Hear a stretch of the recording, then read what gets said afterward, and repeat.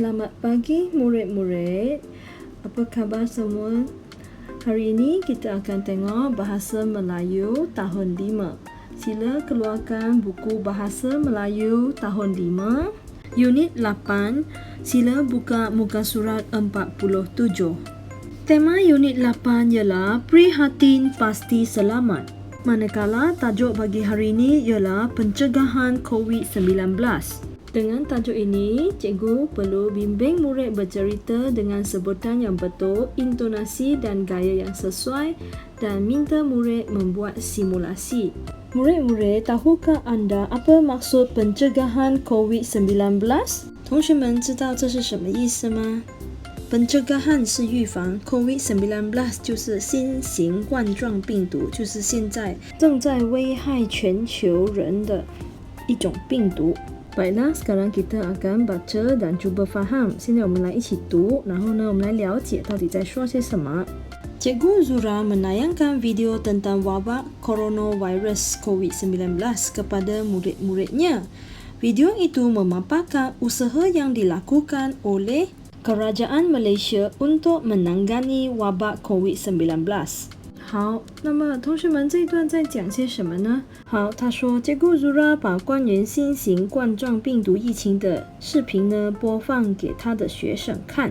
那个视频显示了马来西亚政府所做出的努力来抑制新型冠状病毒疫情。Baiklah, sekarang kita imbaskan QR code pada buku teks. 现在我们来scan 一下这个 QR code， 我们看看到底老师给他们看了什么视频。Video pertama ialah tentang proses ujian rapid antigen。第一个视频呢是有关医护人员如何做这个筛检病毒的过程，我们一起来看看。Rapid antigen bagi mengesan virus COVID-19. Ujian rapid antigen digunakan untuk mengesan virus COVID-19 dalam badan.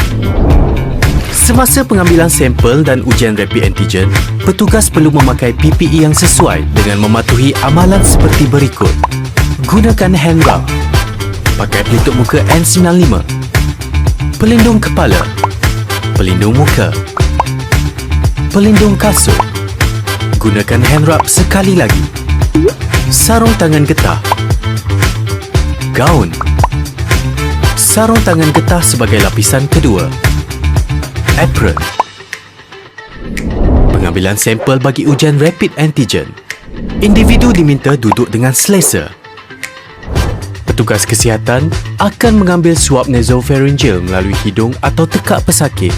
Seterusnya, suap nasopharyngeal dimasukkan ke dalam tiup dan ditutup dengan kemas. Tiup dimasukkan ke dalam kotak polisterin yang mengandungi pad ais untuk memastikan sampel disimpan pada suhu sejuk iaitu 2 hingga 8 darjah Celsius. Sampel dibawa menjalani ujian rapid antigen di dalam biosafety cabinet. Sebelum ujian rapid antigen dijalankan, harus dipastikan biosafety cabinet BSC dihidupkan dan permukaan dalam BSC dibersihkan. Semua peralatan ujian rapid antigen iaitu RTK antigen, sampel individu berlabel, test strip, pen label, buffer untuk ujian, bekas yang mengandungi disinfektan, sampel klinikal dan bekas sisa klinikal hendaklah disusun dalam biosafety cabinet. Keluarkan suap nasopharyngeal daripada tiup sampel dan masukkan ke dalam tiup mengandungi buffer. Sampel ini dicampur dan digaul selama 20 saat. Tekan hujung suap dengan menekan pada tiup buffer untuk pastikan semua cecair dari hujung suap masuk balik ke dalam tiup. Seterusnya, buang suap nasopharyngeal ke dalam bekas sisa klinikal dan tutup rapat bekas yang mengandungi buffer. Titik 3 titisan ke dalam bekas yang bertanda spesimen pada strip ujian. Proses ini perlu ditetapkan masa selama 30 minit dengan menggunakan alat pengukur masa. Selepas 30 minit, strip ujian boleh dibaca dan keputusan dicatat. Sekiranya terdapat garisan pada test lain, maka keputusan adalah positif untuk virus COVID-19. Positif bermaksud individu telah dijangkiti COVID-19. Manakala sekiranya tiada garisan pada test lain, maka keputusan adalah negatif untuk COVID-19. BSC perlu dibersihkan. Semua sisa klinikal perlu dibuang ke dalam bekas sisa klinikal. Semua PPE hanya dipakai sekali sahaja. Basuh tangan dengan air dan sabun.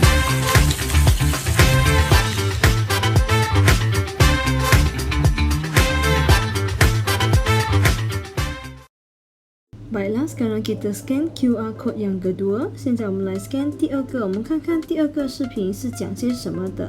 Video kedua adalah tentang kepentingan perintah kawalan pergerakan， 是有关行动管制令的重要性。Pentingnya perintah kawalan pergerakan untuk cegah penularan COVID-19. Mungkin anda semua tertanya-tanya, kenapa kita perlu menuruti perintah kawalan pergerakan? Perintah kawalan pergerakan diarahkan supaya COVID-19 dapat dihentikan daripada terus menular. Langkah pengawalan ini telah terbukti keberkesanannya dan telah dipraktikkan oleh negara-negara lain. Kenapa 14 hari? Jika seseorang itu disyaki pembawa COVID-19, penyebaran dapat dicegah dalam tempoh ini. Jika tiada apa-apa simptom yang dialami, maka orang itu selamat. Kita semua tidak digalakkan keluar dari rumah dan kurangkan interaksi dengan orang ramai. Tukar aktiviti harian anda kepada aktiviti yang lebih selamat seperti bekerja dari rumah dan membuat pembelian barangan atau makanan secara online. Perintah kawalan pergerakan perlu diambil serius dan bukannya dianggap sebagai cuti biasa. Bagi anda yang ingin pulang ke kampung, ia bukanlah satu tindakan yang baik. Malah, potensi untuk COVID-19 tersebar adalah lebih tinggi. Anda dikehendaki untuk patuh kepada arahan yang diberikan atau boleh dikenakan tindakan undang-undang jika ingkar. Kita semua digesa untuk saling bekerjasama dan bersatu padu dalam menangani isu COVID-19 yang sedang melanda negara dan dunia. Kongsikan video ini kepada rakan-rakan agar semua sedar dan faham tentang perintah kawalan pergerakan ini.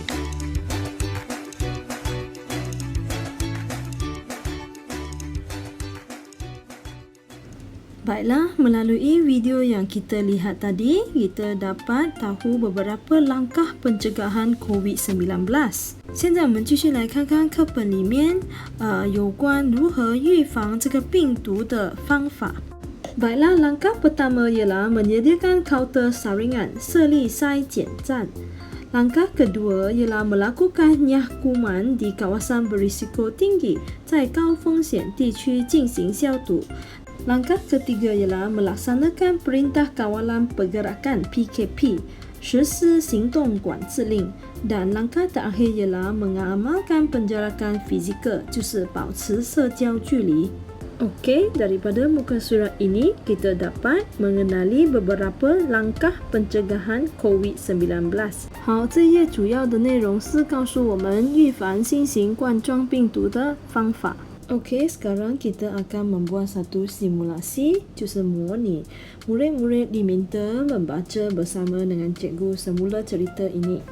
Kawan-kawan, saya ingin menceritakan usaha kerajaan untuk mencegah wabak COVID-19.